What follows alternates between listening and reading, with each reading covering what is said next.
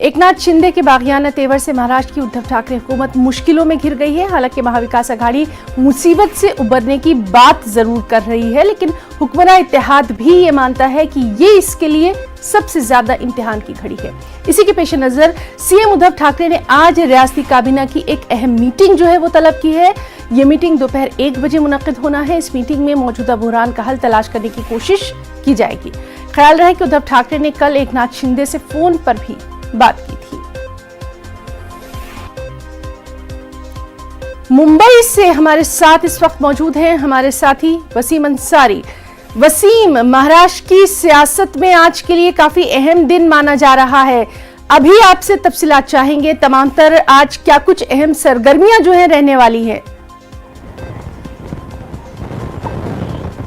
देखिए, जिस तरह से पिछला दिन बीता है उससे लेकर सरकार की जो नींदें हैं भाग गई है। इस वक्त वो कोशिश में जुटी है कि किसी भी तरीके से पहले सरकार बचाया जाए। इसे लेकर जद्दोजहद शुरू हो चुकी है। सभी पार्टियां जो अपने विधायक हैं उनके साथ बैठकों का दौर कर रही है। कमलनाथ मुंबई में पहुंचे हुए कांग्रेस के विधायकों के साथ वो चर्चा करेंगे। करीब 10 बजे के बाद वो सभी विधायकों के साथ बातचीत कर सकते हैं इस पूरे मामले में। साथ ही एनसीपी के शरद पवार भी अपने विधायकों के साथ वाई बी चौहान में कुछ देर बाद मुलाकात करेंगे। उनसे भी देखने की कोशिश करेंगे कौन कौन से कितने विधायक हैं उनके साथ है, जो निर्दलीय विधायक हैं उनके साथ है। एक आंकड़ा तैयार करने की कोशिश की जा रही है। साथ ही ये भी बताया जा रहा है कि कुछ लोगों ने समाजवादी पार्टी के अबू हासिम आजमी से भी कांटेक्ट किया है। वो फिलहाल नहीं है, वो दुबई में है, लेकिन उन्होंने आश्वासन दिया जिस दिन जरूरत पड़ेगी वो वहाँ से तुरंत वापस आ जाएंगे। इस तरह की बातें साफ तौर पर दिखाई देने लगी। साथ ही जिस तरह से शिवसेना है अभी पूरी तरीके से टूटी हुई नजर आ रही है, उसे बटोरने की कोशिश की जा रही है, एकजुट करने की कोशिश की जा रही है। जो विधायक यहाँ मौजूद हैं उन्हें मनाने की कोशिश की जा रही है। साथ ही जो विधायक उनके साथ नहीं है उन्हें किस तरह से लाया जाए उसकी रणनीति तय की जा रही है। आज की जो कैबिनेट है दोपहर 1 बजे ये काफ़ी अहम होगी। इसमें कौन कौन से मंत्री पहुँचते हैं और किस तरह से उनकी जो रणनीति होगी उन पर एक जिम्मेदारी दी जा सकती है कि अपने अपने क्षेत्र के जो विधायक हैं उन्हें किस तरह से उन्हें जोड़ना है। जो जिस तरह से कांग्रेस ने एमएलसी चुनाव के बाद अब तक अपने विधायकों को जाने नहीं दिया है, मुंबई में ही रोक के रखा है, तो कभी भी किसी तरह की कोई उलटफेर ना हो इसका ख्याल साफ तौर पे रखा जा रहा है। जिस तरह से एकनाथ शिंदे ने ये दावा किया है कि उनके पास 35 विधायक हैं और साथ ही निर्दलीय विधायक है, ये कुल मिला के उनके पास 46 विधायकों की संख्या है। 46 विधायकों की संख्या अपने आप में एक बड़ा नंबर है। अगर वो किसी तरीके से अपना समर्थन पत्र बना के अगर राज्यपाल को देते हैं तो ये सरकार खतरे में आ सकती है, इसका ख्याल रखा जाएगा। लेकिन सबसे अहम बात यह है कि अब तक एकनाथ शिंदे ने मंत्री पद से इस्तीफा भी नहीं दिया है। वो ये चाहते हैं कि किसी भी तरीके से कहीं ना कहीं बीजेपी के साथ शिवसेना जाए, लेकिन पिछले मनमुटाव जिस तरह से उद्धव ठाकरे के साथ हुए, उनके परिवार पे भी कई तरह के निशाना साधा गया। बीजेपी की तरफ से खुलकर उद्धव ठाकरे ने भी इस बात का बयान किया है, बीजेपी पे अपनी जो नाराजगी है जाहिर की। तो ऐसा करना मुश्किल है। अभी 2 राह है उनके सामने उद्धव ठाकरे के, ये तो अपने विधायकों की बात मान के बीजेपी के साथ जाए या फिर एकनाथ शिंदे से दूरियां बनाए। जी बिल्कुल वसीम, आपसे हम तमाम तर अपडेट ले रहे हैं। हमारे साथ मुंबई से हमारे एक और साथी अमित राय भी मौजूद हैं। अमित, अगले कुछ घंटे महाराष्ट्र की सियासत, महाराष्ट्र की पॉलिटिक्स को लेकर काफी अहम रहने वाले हैं और पूरे मुल्क की नजरें जो है वो यहीं पर लगी हुई हैं।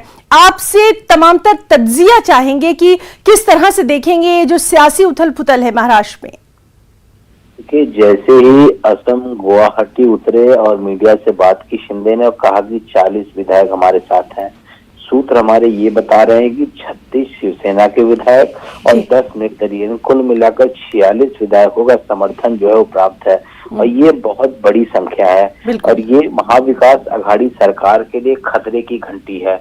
आज के दिन की बात करें तो 10 बजे के बाद जो है कमलनाथ जो है मुंबई आएंगे और कांग्रेस विधायकों के साथ बैठक करेंगे। वहीं वाई बी चौहान में शरद पवार जो है एनसीपी के विधायकों के साथ बैठक करेंगे। सब अपने अपने विधायकों को जो है पकड़ के रखना चाहते हैं ताकि कोई पाला ना बदल पाए।